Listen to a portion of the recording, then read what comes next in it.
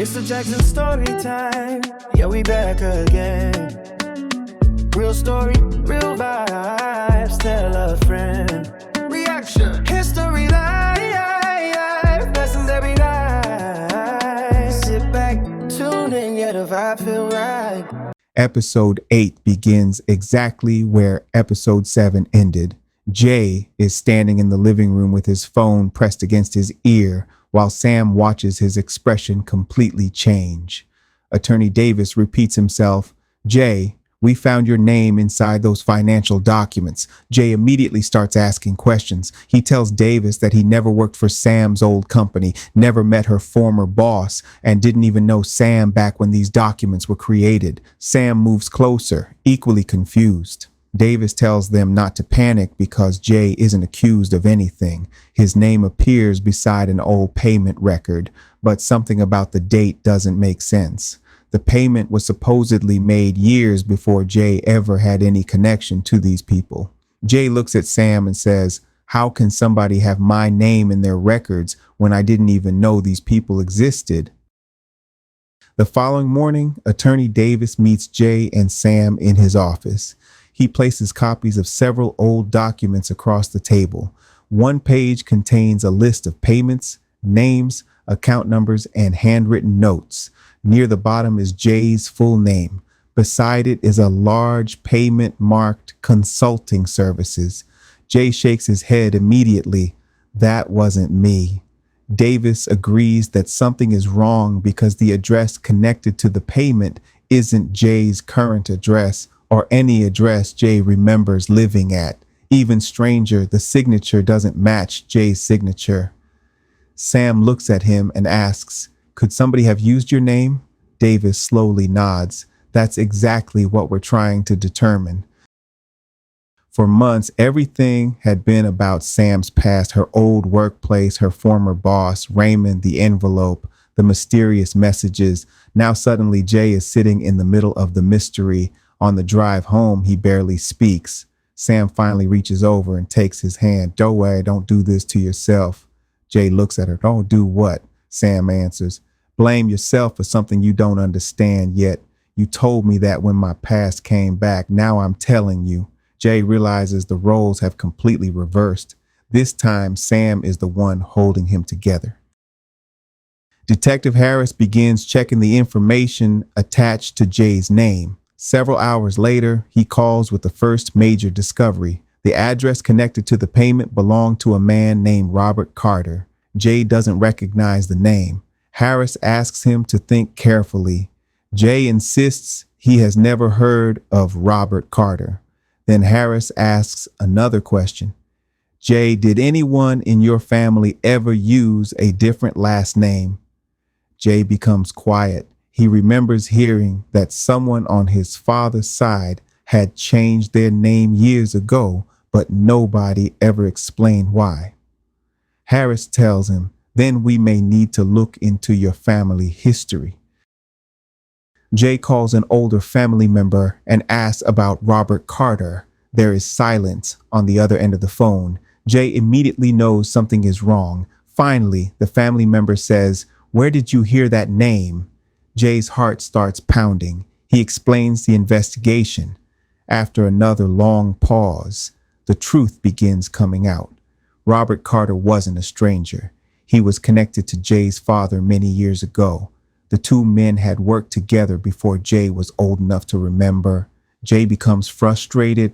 Why has nobody ever told me this? The answer hurts, because everybody thought that part of the family's history was better left alone. Later that day, Jay receives an old photograph from his relative. In it, Jay's father is much younger, standing beside several men outside a small business. Jay studies every face. Then Sam points toward the man standing beside his father. On the back of the photograph, someone had written several names. One of them reads Robert Carter. Jay stares at it. Suddenly, this investigation isn't some random connection anymore. His father had known the man whose address was attached to the suspicious payment bearing Jay's name. Jay whispers, "What were they involved in?" That night, Jay can't sleep. He remembers little things from childhood that never made sense. Adults suddenly stopping conversations when he entered rooms, his father disappearing for days because of business, boxes of paperwork that nobody was allowed to touch. Jay had never considered any of it suspicious because he was just a child. Sam sits beside him and reminds him that whatever adults around him did years ago doesn't define him today. Jay agrees, but he still needs answers. I've spent this whole time asking you to face your past. Now I have to face mine. Detective Harris brings Raymond Cole back in for another interview. The moment Harris says Robert Carter, Raymond recognizes the name. Raymond explains that Carter was connected to several businesses that moved money between companies. He wasn't necessarily the person stealing money, but he knew how the financial system worked. Then Raymond says something that changes the entire investigation. Robert used other people's names on paperwork. Harris asks why. Raymond answers, to hide where certain payments were really going. Jay's name may have been used as nothing more than a cover. Jay still has one question. Why use his name? Out of millions of people, why choose him? Detective Harris believes Robert may have gotten Jay's information through Jay's father. The paperwork only needed a believable name attached to it. Jay may have been young when the documents were created, making him the perfect person to use because he wouldn't know anything about the transactions. Jay becomes furious. So somebody used my name because they thought I'd never find out? Harris answers, that's what it looks like. Jay wants to find Robert himself. He starts searching old addresses and talking about confronting him face to face. Sam immediately stops him. Remember what you told me when Raymond was sending those messages? Let Detective Harris do his job. Jay argues that this is different because his family's name is involved. Sam responds, no, Jay, it's exactly the same. You're emotional, and emotional people make decisions they regret. Jay looks at her and realizes she is right. The woman he once couldn't trust is now the person preventing him from doing something reckless. Detective Harris discovers that Robert Carter is alive and living several hours away. He's older now and hasn't been connected to any business activity for years. Harris contacts him. Surprisingly, Robert doesn't run. He doesn't deny knowing Jay's father either. Instead, he agrees to speak with investigators. When Harris asks about Jay's name appearing in the documents, Robert becomes quiet. Finally, he says, I always wondered if that boy would eventually find out. Robert admits that many years ago, Jay's father helped him with legitimate business work, but Robert later became involved with people who were moving money between different companies. When Robert needed names to place on paperwork, he used names belonging to relatives, friends, and people connected to business associates. Jay's information was one of them. Robert insists Jay's father never gave permission for Jay's identity to be used. According to Robert, Jay's father eventually discovered what was happening and confronted him. That confrontation ended their friendship permanently. This is the part Jay never expected. Robert explains that Jay's father threatened to expose everything if Robert ever used Jay's information again. He demanded that all records involving his son be destroyed. Robert claimed they were, but copies remained buried in the old company files. Jay had spent years wondering why certain people disappeared from his father's life. Now he finally understands. His father wasn't hiding something from Jay because he was ashamed of him. He was trying to protect Jay from a mess Jay had nothing to do with.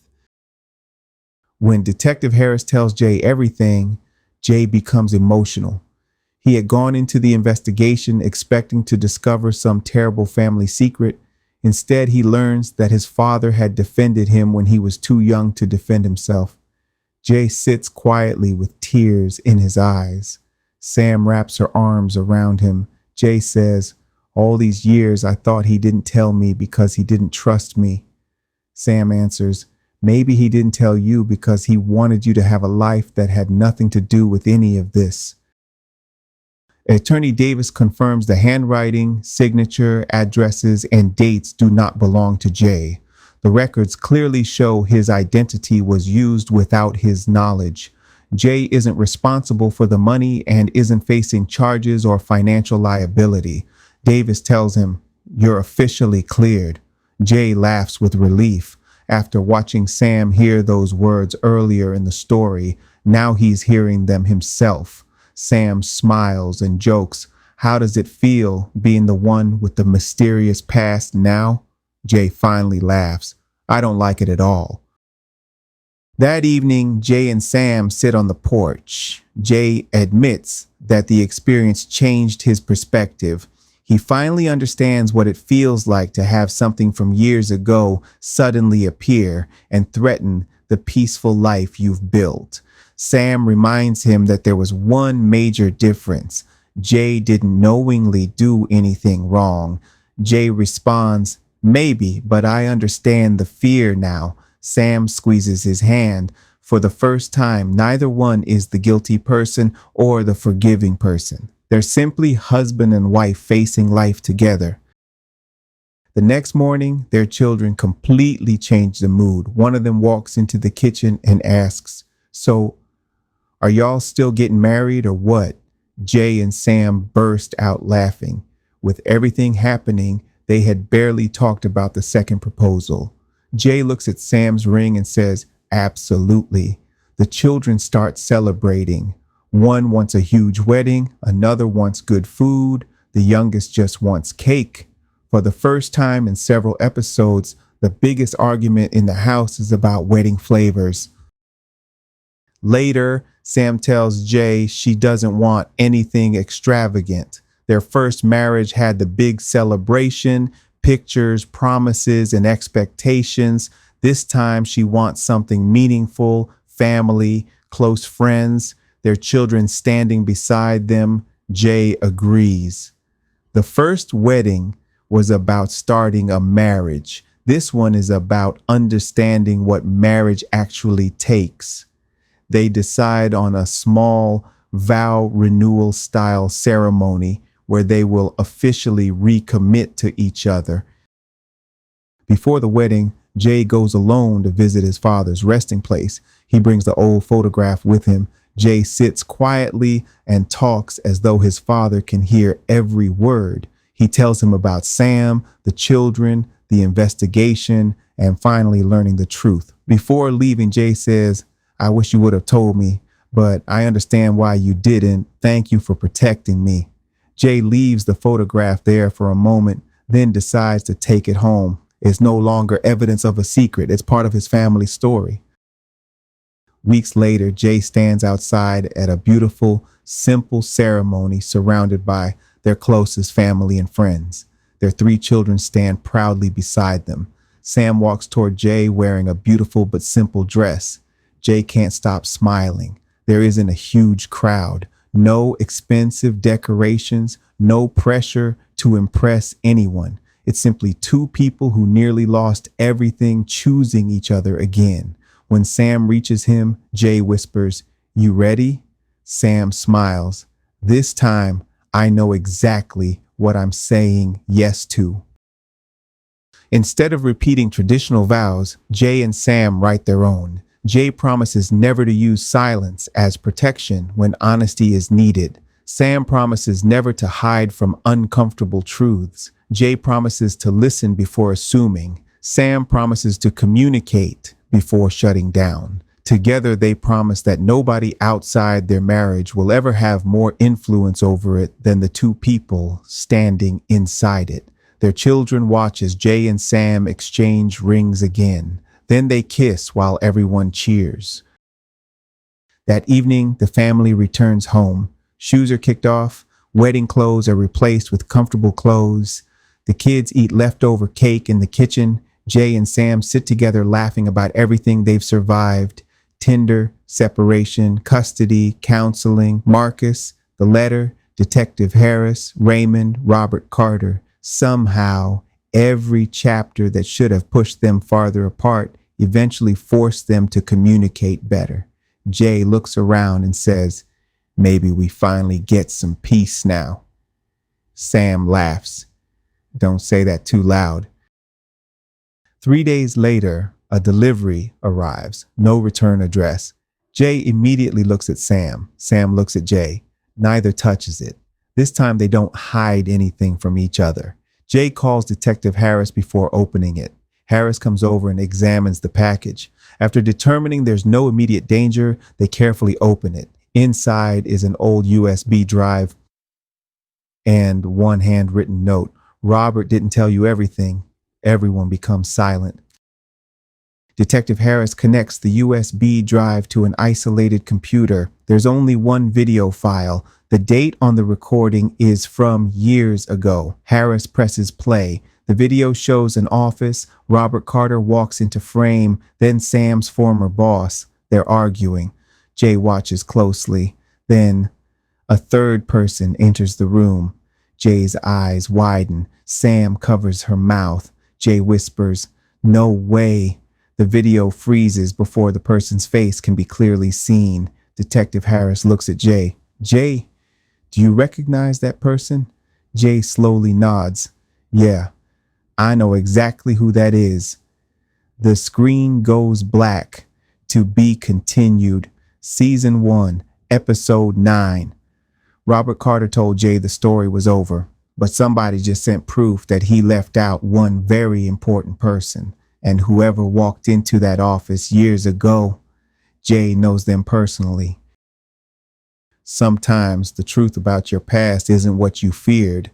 Jay spent years believing certain parts of his childhood didn't matter. But when his name appeared in those documents, he learned that decisions made by other people can follow you even when you did nothing wrong.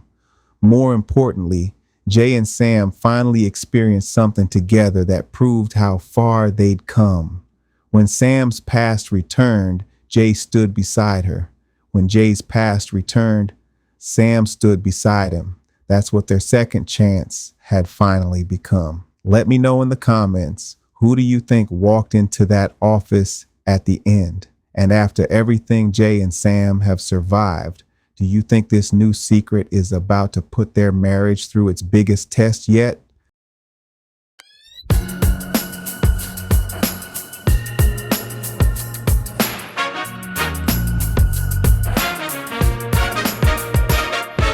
MrJacksonStoryTime, yeah, we back again. Real stories, real vibes, tell a friend, reaction, history, life lessons every night. Sit back, tune in, yeah, the vibe feel right. Real hop, drum, percets, story effects.